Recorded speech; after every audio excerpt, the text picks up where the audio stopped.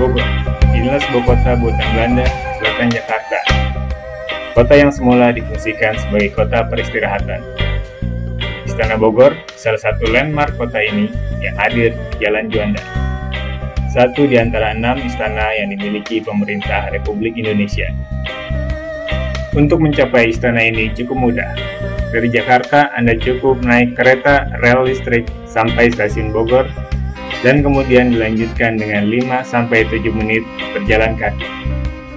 Atau jika Anda keluar dari pintu tol Bogor, cukup berbelok ke arah kanan sampai bertemu Kebun Raya Bogor di sebelah kiri Anda. Susuri terus Kebun Raya sampai akhirnya pemandangan sisi kiri berganti menjadi Istana Bogor. Mulai dibangun pada masa Gubernur Jenderal Van Imhoff pada tahun 1745, pembangunan Istana Bogor baru selesai pada masa Gubernur Jenderal Jacob Moser. Yang membuat Istana Bogor unik adalah kehadiran rusa-rusa total yang hidup bebas di halamannya yang luas. Adalah Daendels, Gubernur Jenderal yang kemudian berinisiatif mendatangkan 3 pasang rusa total dari perbatasan India dan Nepal. Seiring waktu, rusa-rusa yang ada berkembang biak hingga populasinya melesat. Sempat berkurang drastis karena diburu tentara pada masa penjajahan Jepang, populasi rusa Istana Bogor terselamatkan karena beberapa rusa berlindung di lebatnya belukar sekitar istana yang tak terawat ketika itu. Sampai saat ini, kehadiran rusa-rusa total masih dapat dinikmati.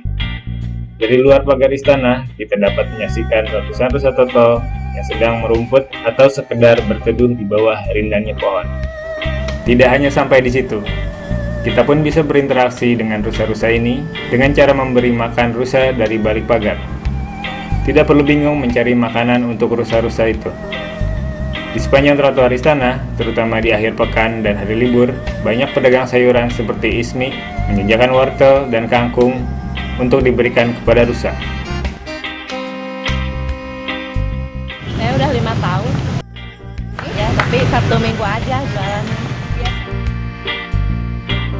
Ratusan pengunjung setidaknya datang setiap akhir pekan, berkerumun di sepanjang pagar, mencari kesempatan memberi makan rusa yang kebetulan mendekat. Interaksi dengan rusa menjadi keasikan tersendiri. Boleh jadi, inilah sebuah wisata yang lahir secara organik dari kreativitas warga sekitar. Kalau tadi sengaja dari rumah, tadi sengaja. Baru pertama kali. Lokasi yang berada di sisi trotoar salah satu jalan utama memudahkan para pengguna jalan, baik yang berjalan kaki maupun berkendara, untuk berhenti dan memberi makan rusa. Tidak jarang pengunjung memarkir kendaraan mereka di bahu jalan, yang sebenarnya adalah area larangan berhenti dan parkir, sehingga menimbulkan kemacetan. Untuk masalah kemacetan, DLLAJ Kota Bogor telah bersikap tegas kepada para pengunjung yang sembarangan memarkir kendaraannya dan mengarahkan mereka untuk memarkir kendaraannya di area Samsat Kota Bogor. Selain masalah kemacetan, kegiatan memberi makan rusa juga menyimpan potensi permasalahan lain yang tidak kalah penting.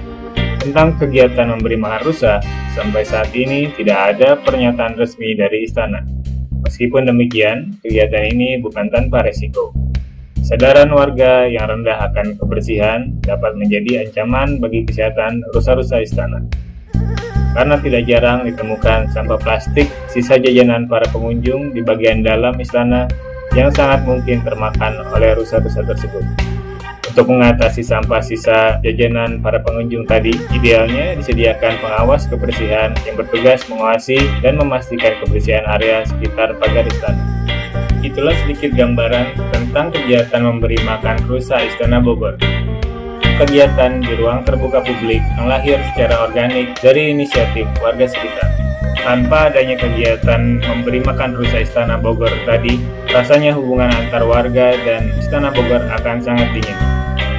Melalui kegiatan seperti itulah pembekuan dapat dicairkan. Jangan sampai Istana Bogor hanya mengambil tempat di Bogor tanpa memberi kontribusi terhadap warga sekitarnya.